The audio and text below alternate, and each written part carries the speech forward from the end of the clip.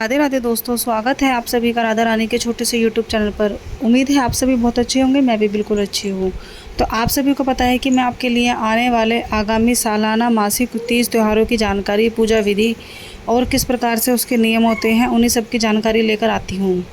तो जैसे कि आपको पता है कि अगर हिंदू और सनातन धर्म में सबसे बड़े जो त्यौहार चल रहे हैं हमारे अश्विन महीने के कृष्ण पक्ष के 15 दिन के श्राद्धों के त्यौहार चल रहे हैं।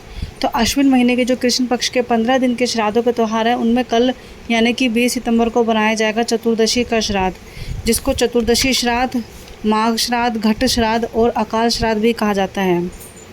तो आप सभी को बता दें कि जो चतुर्दशी का श्राद्ध होता है, उस दिन उन लोगों के यहाँ श्राद्ध किया जाता है जिन लोगों की आकस्मिक, अचानक, असमय मृत्यु होती है, या जिन लोगों की मृत्यु शस्त्र के दौरान, लड़ाई के दौरान होती है, लड़ाई या युद्ध में या शस्त्र के दौरान, मतलब कोई व्यक्ति जो भी शस्त्रों से घायल हुआ हो उस दौरान उन जो है उनका श्राद्ध किया जाता है।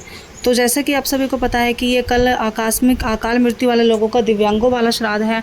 तो श्राद्ध आप सभी को पता है कि हम हिंदू धर्म में श्राद्ध इसलिए बनाते हैं ताकि जो हमारे पूर्वज होते हैं, जो भी हमारे पितृ होते हैं, देवता होते हैं, उन सभी को उनकी ज़रूरत के हिसाब से भोजन पानी मिलता रहे और वे अपना खुश होकर अपना आशीर्वाद हमें देते रहें।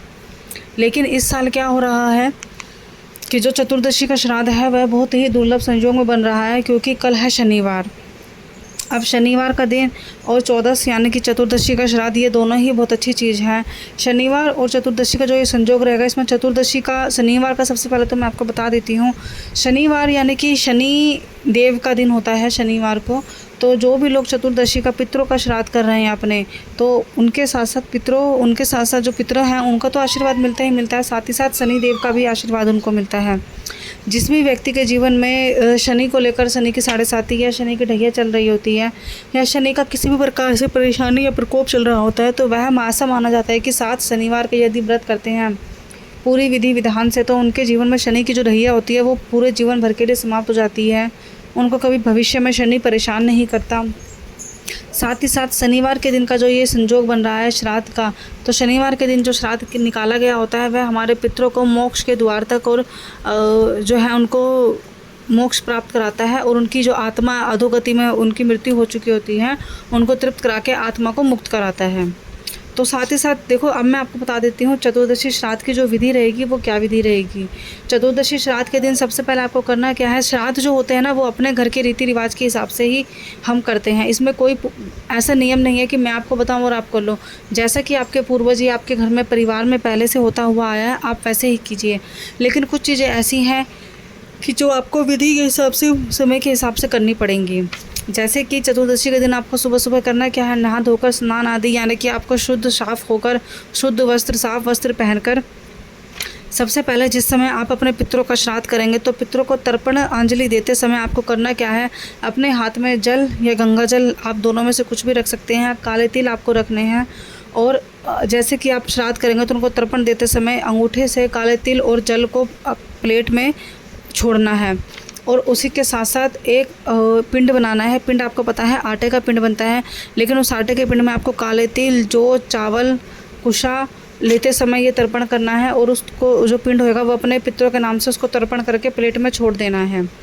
ठीक है, यही था श्राद्ध। देखो दोस्तों, सबसे पहले मैं आपको बता देती हूँ, अगर आपने मेरी वीडियो पहले भी देखी होगी तो आप सभी को पता होगा, लेकिन अगर आप पहली बार देख रहे हैं तो मैं आपको बता देती हूँ कि श्राद्ध के समय में अगर हम पिंड दान करते हैं तो ये सीधा हमारे जो पितृ होते हैं उनको मोक्ष की प्राप्ति कराता है। और यदि आप श्राद्ध के समय में चावलों का पिंड बनाकर तर्पण करते हैं तो वह आपको आर्थिक तंगी से दूर करता है। यदि आप काले तिल का इस्तेमाल करते हैं तो काले तिल जो है शुद्धता का और एक सच्चाई का, सकारात्मक ऊर्जा का प्रतीक होते हैं। कुशा जो है भगवान विष्णु के रोम छिद्र से बनी हुई घास है, जो कि भगवान विष्णु की तरह शुद्ध, साफ और जिसको एक ऐसी चीज़ मानी जाती है कि जो कि बहुत ही शुद्ध होती है, और उसे हम श्राद्ध में इस्तेमाल करते हैं। और जल से शुद्ध और पवित्र और आवश्यक वस्तु तो कोई है ही नहीं। तो कुछ चीज़ें ऐसी होती हैं जो हमें श्राद्ध के समय इस्तेमाल करनी होती है। कल है 14 का श्राद्ध, और कल आपको उन लोगों को श्राद्ध करना है, उन लोगों की तर्पणांजलि देनी है जो कि अधोगत मृत्यु, आकस्मिक मृत्यु, असमय मृत्यु जिनकी हुई है। ठीक है, तो श्राद्ध करके जो ये तर्पण का तरीका मैंने आपको बताया, यदि आप इस तरीके से करते हैं तो उनको अवश्य ही मुक्ति प्राप्त होगी और अवश्य ही वह उनको मोक्ष का द्वार प्राप्त होगा। साथ ही साथ आपको करना क्या है, ये तर्पण करने के बाद आप अपने घर में भोजन जो भी भोजन बनाते हैं, जैसे कि जिसके घर में जिस भी लोगों का श्राद्ध बनता है, आप सभी को पता होगा कि आपके परिवार के सदस्यों को क्या खाना पसंद था, आप उनकी पसंद का खाना बनाइए, ब्राह्मण को दान दीजिए, गरीबों को दान दीजिए, उसके बाद गाय को, कुत्ते को, कौवे को ये रोटियां खिलाइए। ऐसा माना जाता है कि जब ये भोजन ब्राह्मण खाते हैं, गाय, कुत्ते, कौवे खाते हैं, तो ये सीधा हमारे पितरों को प्राप्त होता है। जैसे कि ये भोजन उनको प्राप्त होता है तो उनको ऊपर, यानी कि वह जब भी भौमलोक या स्वर्गलोक या विष्णु लोक में होते हैं या पितृलोक में होते हैं, तो उनको सारी चीज़ों की आवश्यकता प्राप्त होती रहती है। साथ साथ उनको जितनी भी ज़रूरतें होती हैं, हमारे द्वारा जो भी दान होता है, चाहे हम पंडित को करें या गरीब को करें, वो दान सीधा उनको प्राप्त होता है। तो श्राद्ध के समय में हमें सारा चीज़ों का ध्यान रखना चाहिए। और कोई भी व्यक्ति जब मृत्यु होती है तो मृत्यु के 13 दिन तक उसकी जो आत्मा होती है वह धरती और आसमान के बीचों बीच रहती है।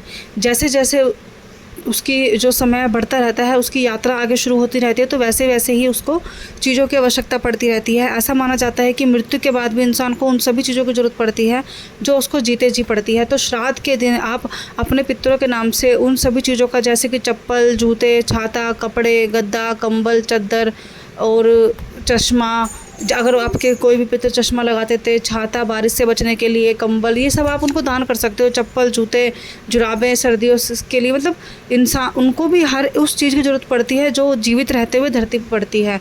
तो आप जो भी चीज़ अपने पितरों के नाम से पंडित को दान करते हो, वो सारी चीज़ें उनको ऊपर जाके मिलती ही रहती हैं, उनको किसी की ज़रूरत कमी महसूस नहीं होती है। तो जब उनको किसी चीज़ की कमी महसूस नहीं होती है तो वह आपको खुशी से आशीर्वाद देते हैं, आपके जीवन में सुख, शांति और वंश की बढ़ोतरी का आशीर्वाद देते हैं। तो दोस्तों, यही छोटा सा कंटेंट था मेरा जो मैं आपके लिए लेकर आई थी। अगर आपको मेरी वीडियो अच्छी लगे तो मेरे चैनल को सब्सक्राइब कीजिएगा, मेरी वीडियो को लाइक कीजिएगा, शेयर कीजिएगा, कमेंट कीजिएगा। मिलते हैं अगली वीडियो में। राधे राधे।